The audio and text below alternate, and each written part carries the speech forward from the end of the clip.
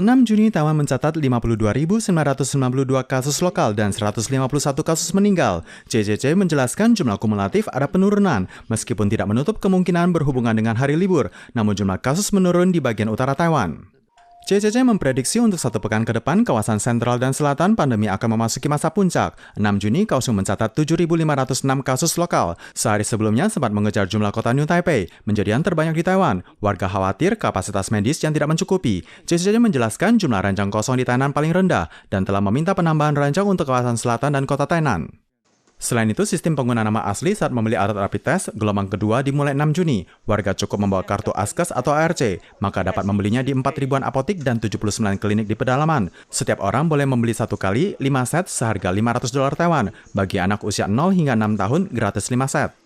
Dokter mengingatkan apakah warga hendak membeli alat rapid test gelombang kedua atau tidak, atau mengambil yang gratis milik anak, tetap harus melihat nomor akhir dari kartu identitas, yakni nomor akhir ganjil untuk hari Senin, Rabu, dan Jumat, nomor akhir ganda untuk Selasa, Kamis, dan Sabtu, sementara Minggu bebas untuk semua nomor. Selain itu, bagi pelajar tingkat SD hingga SMP dan pelajar kelas 3 ke bawah, untuk sekolah kejuruan 5 tahun, setiap orang bisa mendapatkan 4 set rapid test gratis.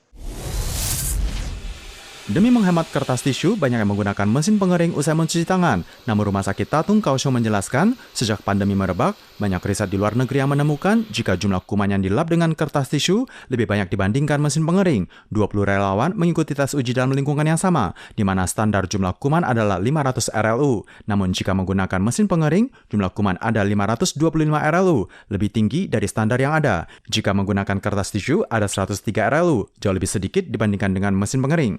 文献其实蛮对提到的说，像 COVID 现在的一个状况之下，众所周知的这一种急速的一个风吹的一个效用，其实有时候会把手上的一些病菌啊、灰尘啊，其实是会有可能会吹到我们整个公厕啊、四周环境设施的表面，其实也是有这个潜藏的风险在。 Pakar menjelaskan hasil tes sama dengan riset luar negeri, namun karena tes masih dilakukan secara internal, tidak dapat mewakili kondisi seluruh Taiwan. Hanya saja warga disarankan tak kala pandemi masih memanas, saat menggunakan WC umum, sebaiknya menggunakan kertas tisu dibandingkan mesin pengering.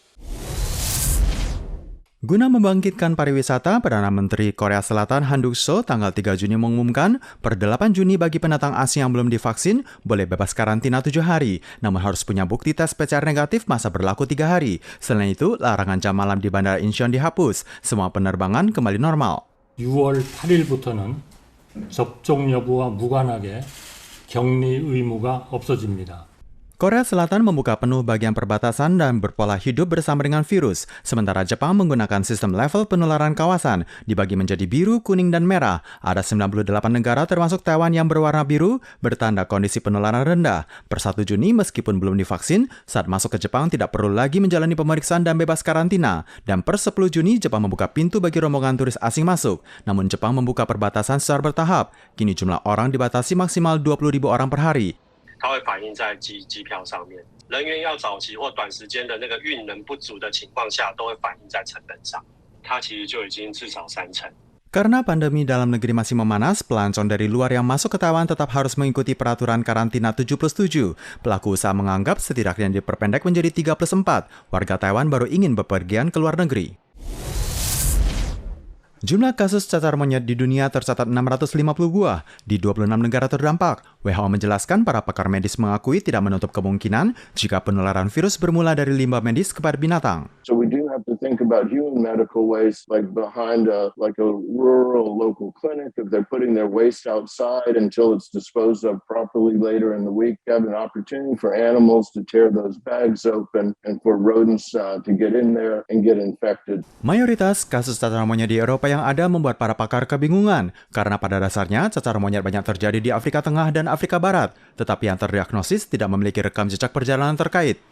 Virus cacar monyet awalnya ditemukan pada binatang kera dalam laboratorium di tahun 1952. Sejak saat itu, mulai tupai, tikus, dan yang terdapat di dalamnya diduga mudah tertular cacar monyet.